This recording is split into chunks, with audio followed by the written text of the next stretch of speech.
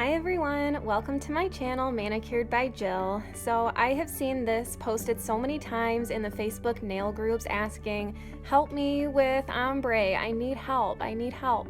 So I wanted to film this video because I love doing scrub ombres with these solid colors, and it's so easy. You guys, it's really not bad at all. I want to show you how I do the scrub ombre technique. And I think you're gonna love this method. It's super easy, it's painless. I don't want you guys stressing out about doing your nails, so let's do it together and I will show you step by step in this video. So I am wearing, by the way, tutu on my left hand and swell from the Beach Please collection from a couple years ago. I love Revel Nail colors, especially the glitters. These are on press-on nails that I made myself and put on. I have my own press-on channel, by the way, if you want to check that out, its own playlist. But anyway, so I'm going to show you how to do scrub ombre with two solid colors. So really the key to this is picking colors that are going to go together well. So you need a good contrast when you pick two colors. So you need a lighter color and then you need a darker color so that you're gonna have a good contrast and a good fade. So I really like this one because the orange is nice and light and kind of bright, and then the dark fuchsia color is just that perfect darker shade that just blends really well. So that was my choice of colors. So these are both Revel Nail colors as well. It was a grab bag orange color, so I bought a grab bag off Revel's site. They just call it grab bag orange because it's unnamed, it's an oopsie. That's the fun of their grab bags. And then Rhythm, which is retired. I love this color so much, so pretty. If you have Vogue from Revel, this is a very similar shade, so you can use that as well if you want to get this exact look. And I believe Vogue is still available on Revel's site, so check that out if you haven't already, if you love this kind of color, because it is so pretty. You're gonna use your regular dip liquids, nothing special there. You're going to need some kind of brush, like an eyeshadow brush like this, so that you can scrub with it. And then you just need your two colors and some clear dip powder. So I'm gonna do this on a swatch stick for my demo. So basically what we're going to do is we're gonna do our first layer just in the orange color because that's gonna be our base. We're gonna do one full dip into the orange, and then after that we will do the actual scrub for the second layer. And then the third layer, I'm gonna seal it in with a layer of clear. So for my ombres, I do 3 layers of dip powder. If you wanna do more than that, you can, but if you wanna do 4 layers, I would recommend just doing maybe a second dip of just the orange if you want more thickness, but I usually do 3 layers. So let's get started. So as always, you're going to do a nice thin layer of your base coat. So you get a nice, smooth, even application. Try not to put too much on because you don't want to overdo it, and then just try to lay flat as much as you can. Sometimes you have to go at an angle. You can also use a cupcake liner if you want to get it perfectly flat. That works too. I do love using the cupcake liners. And there's our nice smooth application of our first dip layer in the orange. And some people even set it in like that to get a little more absorption of the color, so you can do that as well while you're waiting for it to dry and absorb. So that's good for our first layer. And then we're just going to dust that off, get off all the excess. So that's really basically nothing different than your usual dip technique. So none of this is anything new yet. For our second layer, we are going to again do a full dip into the orange, and then after that we're immediately gonna scrub with the darker color. We are not going to brush off the excess, so I will show you how I do that.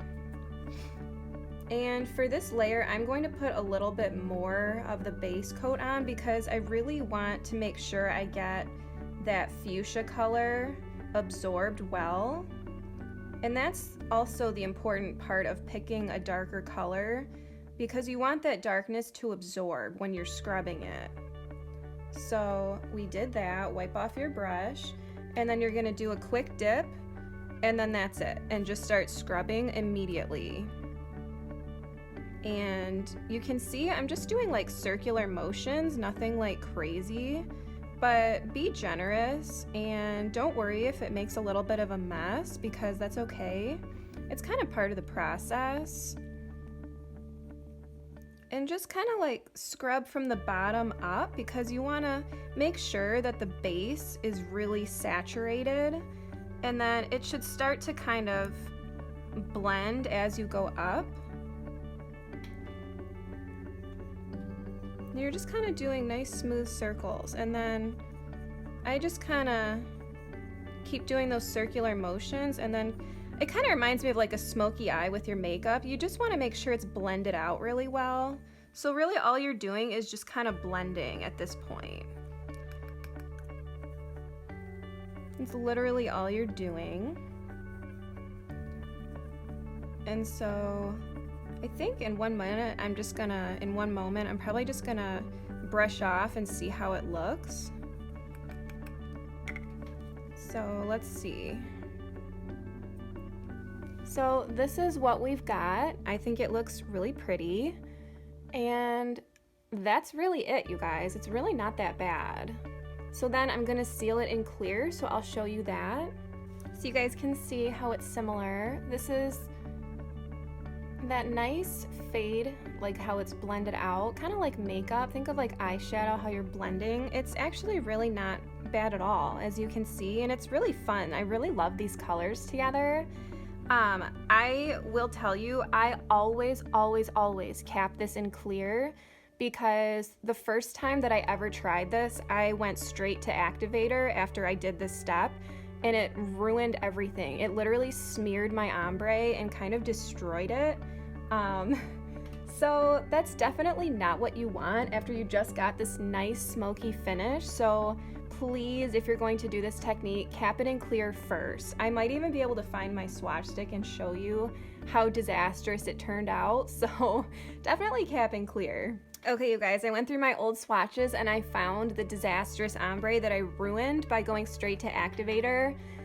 This is not what you want. So I had this beautiful ombre of this teal blue into a yellow, and it was perfect, and then I applied activator on it without capping in clear and totally ruined it. So don't be me, you guys. Don't do this on your nails. So let's cap in clear, okay? I also found a super cute ombre that I did in matte, and this is really pretty. I like, it's like almost like a very pale neutral, like nude color. I think this was Aurora by Revel, and then a nice bright yellow. I think this is Blake, if I remember, by Revel. So this is super fun. So you could do something like this as well. There's so many options you can choose for colors, but just make sure you pick 2 colors that will have a nice contrast. And I don't really think you can go wrong with that. So have fun with this. And when I do this, I try to be a little extra generous with my application of liquid. Try to kind of like float it on, because you don't want to smear anything. I've never done that, but you just don't want to risk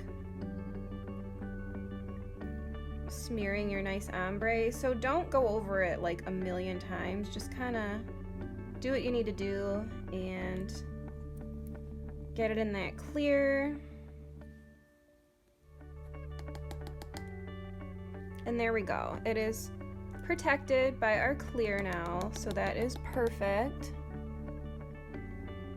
And we will let that dry for a moment. And you may have noticed the toothbrush on camera. I am not about to brush my teeth in front of you guys. That is not what this is for. I am going to be scrubbing off all of the extra clear. So I'm gonna do that now that this is dried, and I do get the off the back too, but we're gonna scrub it to get all that excess off so we don't have any cloudiness or any clear kind of clogging up our nice ombre here.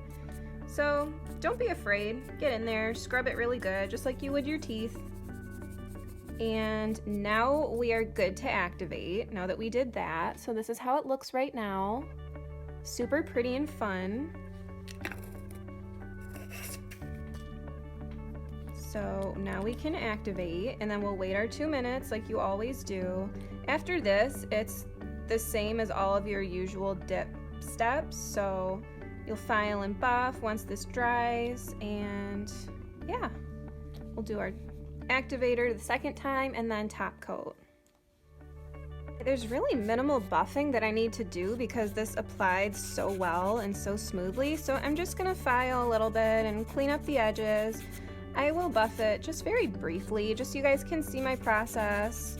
If you're a newbie to dipping, this is a really great technique to try if you're still kind of new, and you know, if you're comfortable with applying solid dip powders and you want to try something a little out of your comfort zone, this is a really fun technique to try. And if you're not comfortable and you're not ready to do it on your actual nails yet, try it on a swatch stick, you know? So make sure that you feel good about it and you're comfortable, and then you can, you know, once you feel good, like, okay, I'm confident, I got this, then you can do it on your nails, and then you don't have to worry about soaking it off if you make a mistake and all that. So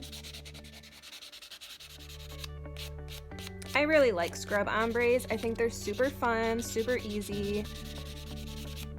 And if it's not coming easily to you, don't worry, you know, take a break, maybe try different colors. Sometimes certain colors are harder to work with than others, so it might just be the colors that you're choosing that aren't like mixing well together. So I did find that a couple times. So it might just be the colors you're using are a little bit difficult and don't mix super well. So maybe try some really smooth, like some of your favorite easy to apply glitters, or colors I should say. Shimmers actually apply really well, so you might want to try a shimmer. That might ombre really well, so maybe give that a go and see if it comes more easily to you. And if it's still giving you a hard time, just maybe take a break and come back to it and see if you can learn something from the mistakes that you made the first time. I find that sometimes that helps, to just walk away and come back to it with fresh eyes another time. Because your nails shouldn't stress you out. This should be fun, and it should be your time to enjoy yourself and just be creative. So I don't want you guys to stress out.